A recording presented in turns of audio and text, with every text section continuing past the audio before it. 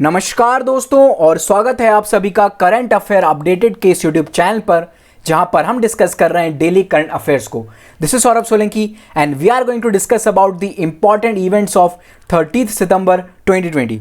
चलिए शुरुआत करते हैं आज के लेक्चर की और सबसे पहले देख लेते हैं कि आज हमें कौन कौन से टॉपिक्स को कवर करना है।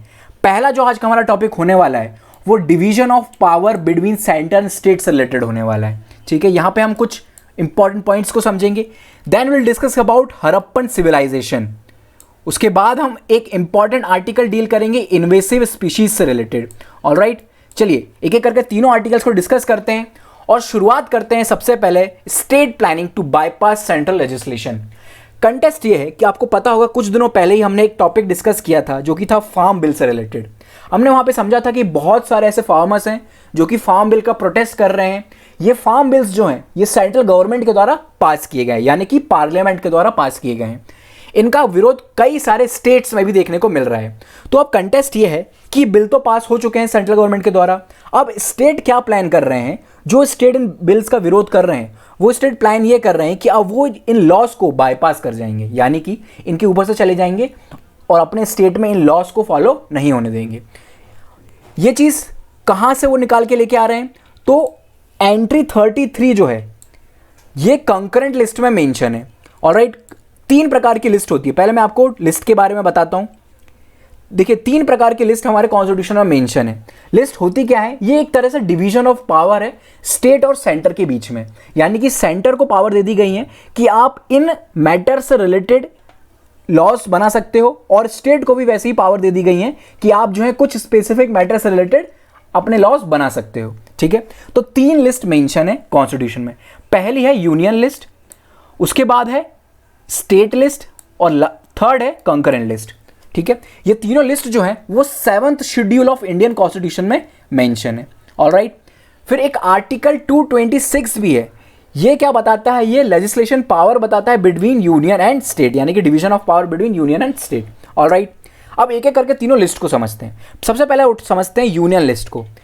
तो इसमें क्या बोला गया है कि पार्लियामेंट के पास एक्सक्लूसिव पावर होती है। पार्लियामेंट यानी कि सेंट्रल गवर्नमेंट के पास एक्सक्लूसिव पावर होती है कि जितने भी मैटर इस लिस्ट में मेंशन है उनके ऊपर वो सब कानून बना सकते हैं। ठीक है, यहां पर कौन कौन से लॉज मेंशन है, कौन कौन से जो मैटर्स है वो मेंशन है।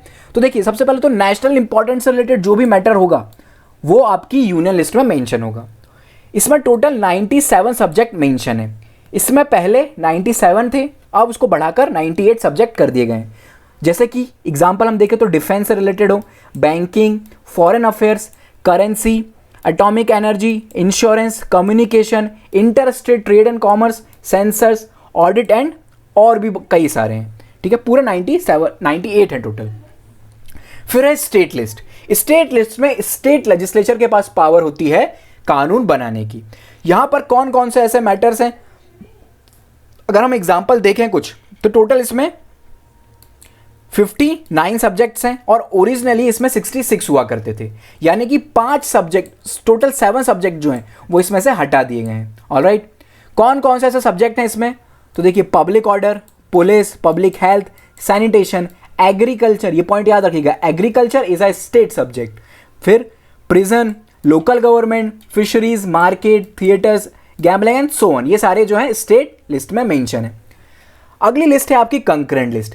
कंकरेंट लिस्ट में पार्लियामेंट और स्टेट लेजिस्लेचर दोनों ही लॉज बना सकता है, लेकिन अगर ऐसा कोई लॉ स्टेट गवर्नमेंट और पार्लियामेंट के द्वारा बनाया जा रहा है जो कि एक दूसरे को कंट्राडिक्ट करता है या एक दूसरे के अपोजिट है, तो जो सेंट्रल गवर्नमेंट ने जो लॉ बनाया है वो नियम माना जाएगा। ऑलराइट, यहां पर कौन कौन से ऐसे मैटर्स हैं जो मेंशन है, यहां पे आप देखने को मिलेंगे। आपको टोटल 52 सब्जेक्ट्स हैं। पहले इसमें 47 सब्जेक्ट हुआ करते थे। यहां पर क्रिमिनल लॉज एंड प्रोसीजर यानी कि सीआरपीसी से रिलेटेड लॉज जो हैं कंकरेंट लिस्ट में आते हैं। Civil procedure, marriage and divorce, population control, family planning, electricity, labour welfare, economic and social planning, drugs, newspaper, books and printing press, ये सारे जो है वो कंकरेंट लिस्ट के मैटर्स हैं। ये पॉइंट याद रखिएगा, ड्रग्स, न्यूज़पेपर, ये सभी अभी न्यूज़ में है काफ़ी ज़्यादा, बुक्स। ऑलराइट, पॉपुलेशन कंट्रोल जो है वो कंकरेंट लिस्ट का मैटर है। लेबर वेलफेयर, अभी लॉज, लेबर लॉज भी पास हुए हैं, तो लेबर वेलफेयर जो है वो कंकरेंट लिस्ट का मैटर है, electricity is a concurrent list का मैटर है। ये पॉइंट्स याद रखिएगा जो स्पेशल इंपॉर्टेंट्स हैं। ऑलराइट, डायरेक्ट आपसे क्वेश्चन पूछ लेगा इनसे रिलेटेड। फिर एक अमेंडमेंट किया गया था कॉन्स्टिट्यूशन में, जो कि था 42nd अमेंडमेंट एक्ट ऑफ 1976। इसमें क्या देखने को मिला था, इस अमेंडमेंट के थ्रू 5 ऐसे मैटर्स जो कि स्टेट लिस्ट में पहले मेंशन थे, उन्हें स्टेट लिस्ट में से उठाकर कंकरेंट लिस्ट में डाल दिया गया। वो कौन कौन से मैटर्स थे आपके? पहला था आपका education, forest, weight and measures, protection of wildlife, और फिर था administration of justice and constitution and organisation of all courts except supreme and high court. Alright, यानी कि जो लोअर कोर्ट्स होती हैं या डिस्ट्रिक्ट कोर्ट्स होती हैं, उनसे रिलेटेड जो मैटर्स हैं उन्हें भी उठाकर कंकरेंट लिस्ट में डाल दिया गया। ऑलराइट, सुप्रीम कोर्ट और हाई कोर्ट को छोड़कर, वो ऑलरेडी कॉन्स्टिट्यूशन में मेंशन है उसके बारे में। ठीक है, तो ये पॉइंट याद रखिएगा। चलते हैं आगे और डिस्कस करते हैं हमारा अगला इंपॉर्टेंट आर्टिकल, जो कि है centenary of discovery of Harappan civilisation. यानी कि इस साल जो है 2020 को 100th एनिवर्सरी सेलिब्रेट की जा रही है डिस्कवरी ऑफ हड़प्पन सिविलाइजेशन की। 1920 में डिस्कवरी ऑफ हड़प्पन सिविलाइजेशन हुई थी। ठीक है, तो इसके उपलक्ष्य में क्या किया जा रहा है? इसके उपलक्ष्य में doctorate of archaeological and museum Maharashtra के द्वारा 10 दिन के ऑनलाइन लेक्चर सीरीज बनाई जाएगी 5 अक्टूबर 2020 से। ऑलराइट, हम थोड़ा सा की पॉइंट्स डिस्कस करते हैं इस सिविलाइजेशन के बारे में कि हड़प्पन सिविलाइजेशन जो है वो क्यों इंपॉर्टेंट है और क्या थी ये। तो देखिए, इसको इंडस वैली सिविलाइजेशन भी कहा जाता है, बहुत कॉमन नेम है और सभी ने ये सुना भी होगा। इंडस वैली क्यों? क्योंकि जो आपकी इंडस रिवर है उसके आसपास ये जो सिविलाइजेशन है वो फली फूली थी। ऑलराइट, फिर ये फ्लरिश कौन से टाइम पीरियड में हुई थी? तो इसका जो टाइम पीरियड बताया जाता है वो बताया गया है 2500 BC के अराउंड ये सिविलाइजेशन एग्जिस्टेंस में आई थी, और वहाँ से ये कब तक चली है? तो कुछ अराउंड आपके 1000 ईयर्स तक ये फ्लरिश रही है उस रीजन में। कौन से पार्ट्स में हुआ करती थी ये सिविलाइजेशन? तो western part of south Asia, यानी कि जो आपका अभी प्रेजेंट पाकिस्तान है, वेस्टर्न इंडिया है और अफगानिस्तान के कुछ एरियाज़ हैं, वहाँ पर ये सिविलाइजेशन फ्लरिश हुई है। ये जो है ये वर्ल्ड की largest of the 4 ancient urban civilisation का एक हिस्सा है। कौन कौन सी 4 और ऐसी सिविलाइजेशन थी जो इसके कंटेम्पररी थी? तो एक इजिप्ट सिविलाइजेशन हो, या मेसोपोटामियन, इंडिया और चाइना, ये चारों सिविलाइजेशन एक साथ फली फूली हैं और ये पार्ट हैं 4 glorious urban civilisation of ancient world. फिर जैसा कि हमने डिस्कस किया 1920 में इसको डिस्कवर किया गया था आर्कियोलॉजिकल सर्वे ऑफ इंडिया के द्वारा। 2 इंपॉर्टेंट सिटीज़ को डिस्कवर किया गया था सबसे पहले, वो थी आपकी मोहनजोदारो एंड हड़प्पा। ठीक है, फिर आपको यहाँ पर क्या देखने को मिलता है सिविलाइजेशन में? तो ये बेसिक फैक्ट्स होते हैं जो आपको पता होता है। Finest example of urban civic planning, जो मॉडर्न टेक्नोलॉजी को भी फेल कर दे, इतनी अच्छी अर्बन प्लानिंग इन लोगों के द्वारा की गई थी। Proper drainage system, proper engineering skill का बहुत अच्छा यूज़ किया गया था। रोड्स का कंस्ट्रक्शन हो या हाउस का कंस्ट्रक्शन हो, बहुत अच्छी तरह से कंस्ट्रक्शन किया गया था। फिर हम थोड़ा सा और डिस्कस करते हैं। तो 1924 में जॉन मार्शल, जो कि डायरेक्टर जनरल थे आर्कियोलॉजिकल सर्वे ऑफ इंडिया के, उन्होंने अनाउंस किया था discovery of new civilisation in the Indus valley of the world. Alright, फिर इस सिविलाइजेशन के द्वारा, ये जो सिविलाइजेशन थी वो ट्रेस्ड बेस्ड सिविलाइजेशन थी, यानी कि इसके द्वारा बिजनेस काफ़ी ज़्यादा किया जाता था और हमें बहुत सारे सिक्के जो हैं वो मिले हैं, सील्स मिली हैं, बहुत सारी टोकन्स वगैरह मिले हुए हैं अलग अलग रीजन में अराउंड दी वर्ल्ड, जो कि एंशिएंट सिविलाइजेशन से बिलोंग करती हैं। मेसोपोटामिया के साथ इनका काफ़ी ज़्यादा ट्रेड हुआ करता था। ऑलराइट, ये सिविलाइजेशन 1800 के अराउंड आसपास आते आते डिक्लाइन करना स्टार्ट कर गई थी। इसके डिक्लाइन के रीज़न आज भी पता नहीं है कि सिविलाइजेशन जो है वो डिक्लाइन क्यों करी। अलग अलग रीजन बताए गए हैं हिस्टोरियंस के द्वारा, लेकिन अभी भी उनके ऊपर कॉन्ट्रडिक्शन है, बना हुआ है। हम कुछ इंपॉर्टेंट साइट डिस्कस करते हैं सिविलाइजेशन की। तो सबसे पहले डिस्कस करते हैं हड़प्पा के बारे में। इसको एक्सकेवेट किया गया था दयाराम साहनी के द्वारा 1921 में। कहाँ पर लोकेटेड है हड़प्पा? तो in the bank of Ravi river के बैंक पर लोकेटेड है और मॉडर्न डे पंजाब जो पाकिस्तान है वहाँ पर ये साइट लोकेटेड है। यहाँ पे कुछ इंपॉर्टेंट फाइंडिंग्स की अगर हम बात करें तो sandstone, statues of human autonomy, granaries और बुलकार्ड यहाँ पे प्राप्त हुए हैं। फिर मोहनजोदारो की बात करते हैं तो इसको डिस्कवर किया गया था, एक्सकेवेट किया गया था RD बैनर्जी इन 1922। और ये कहाँ पर लोकेटेड है, तो ये बैंक ऑफ रिवर इंडस के पास लोकेटेड है। ये भी रिसेंट जो पाकिस्तान है वहाँ पर लोकेटेड है ये मोहनजोदड़ो साइट। यहाँ पर क्या क्या देखने को मिला है, तो great bath, granaries, bronze dancing girls, seal of Pashupatinath, sweet statue of beard man and piece of women woollen clothes, है ना, ये सारी चीज़ें आपको वहाँ पर देखने को मिली हैं। फिर हम आगे डिस्कस करते हैं सुक्ता गेंडोर के बारे में। तो इसको एक्सकवेट किया गया था स्टेन के द्वारा 1929 में। सुक्ता गेंडोर जो है वो कहाँ पर लोकेटेड है, तो सदर्न वेस्टर्न बलूचिस्तान प्रोविंस जो कि पाकिस्तान में है वहाँ पर लोकेटेड है। और रिवर कौन सी है, तो दास्त रिवर है यहाँ पर, ठीक है। ये एक ट्रेड पॉइंट हुआ करता था बिटवीन हड़प्पा एंड बेबीलोन। ये पॉइंट आपको याद रखना है कि जो ट्रेड पॉइंट है हड़प्पा और बेबीलोन के बीच में वो कौन सा हुआ करता था, तो सुक्ता गेंडोर। फिर चान्हू दारो ये कहाँ पर है, तो ये सिंध ऑफ इंडस रिवर में सिचुएटेड है, यानी कि मॉडर्न डे पाकिस्तान में ही।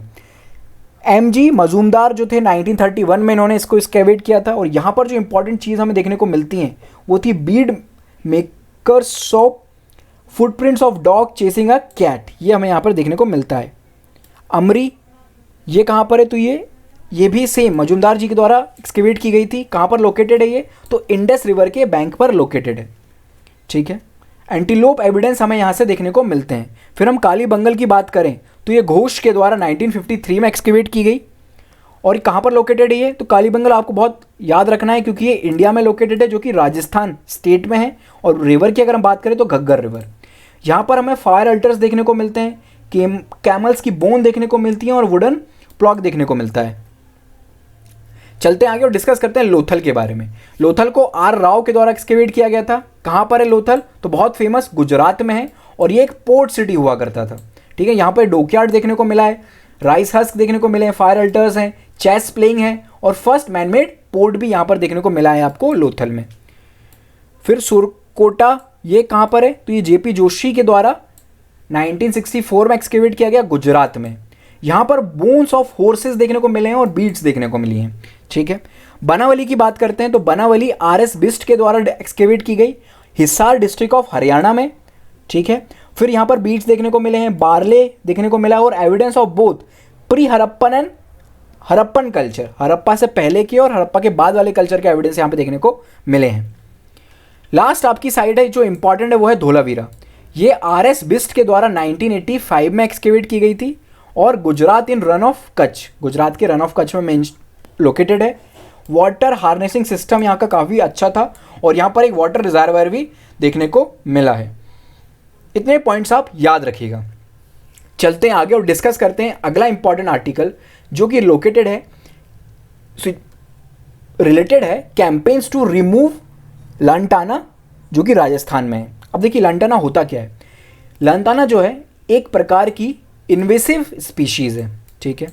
इन्वेसिव स्पीशीज़ होती क्या है ये पॉइंट आपको पहले पता होना चाहिए। देखिए इन्वेसिव स्पीशीज़ यानी कि जो स्पीशीज़ बाहर से, ये प्लांट की वो स्पीशीज़ हैं जो कि बाहर से आई हैं, यानी कि यहाँ इसकी इस प्रॉपर प्लेस के ये एंडेमिक नहीं है, ठीक है ना, बाहर से कहीं से ये लाई गई हैं। अब इनसे होता क्या है, इन्वेसिव स्पीशीज़ के कारण लॉस क्या है, तो ये जो स्पीशीज़ होती हैं वो क्या करती है ना कि अपने आसपास वाला जो भी इकोसिस्टम होता है उसको हार्म पहुंचाती हैं काफ़ी ज़्यादा।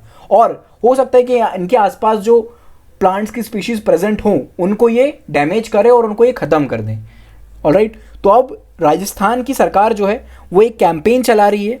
कहाँ पर कैंपेन चल रहा है ये, तो सज्जनगढ़ वाइल्ड लाइफ सेंचुरी इन राजस्थान, वहाँ पर कैंपेन चल रहा है कि इस स्पीशीज़ को हटाना है, ठीक है ना, इसको अप्रूव करना है।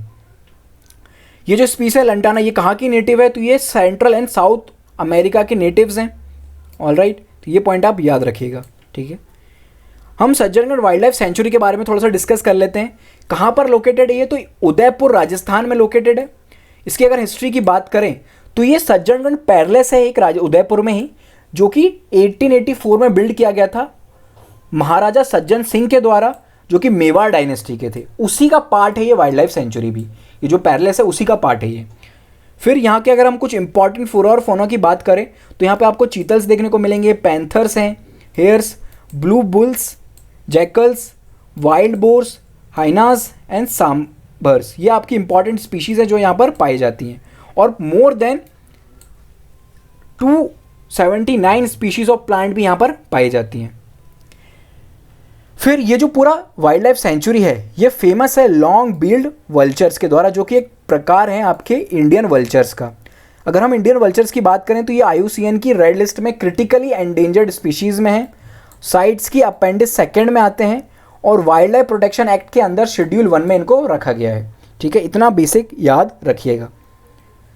तो फ्रेंड्स ये था हमारा आज का डिस्कशन। अब आपके लिए एक न्यूज़ इन्फॉर्मेशन है कि ये जो डिस्कशन है हमारा इसके बाद कुछ दिनों के लिए पॉज होने वाला है। क्यों? इसके लिए रीज़न ये है, आप में से कई लोग ये बोल रहे थे, हमें रिक्वेस्ट आई थी कि सर प्लीज़ कुछ दिनों के लिए रोक दीजिए क्योंकि आप लोग इसको डिस्कशन देख नहीं पा रहे हैं। बहुत सौ का आप में से एग्ज़ाम है 4 जून को, सॉरी 4 अक्टूबर को आप में से कई सारे लोगों का एग्ज़ाम है। तो वो लोग जो है हमसे रिक्वेस्ट कर रहे हैं कि प्लीज़ सर हम लोग इस डिस्कशन को कंटिन्यू नहीं कर पा रहे हैं, तो प्लीज़ कुछ दिनों के बाद इसको कंटिन्यू कीजिएगा। तो हम इस डिस्कशन को 5 अक्टूबर से कंटिन्यू करेंगे। All right, all the best for your exam, good luck और thank you so much for the discussion.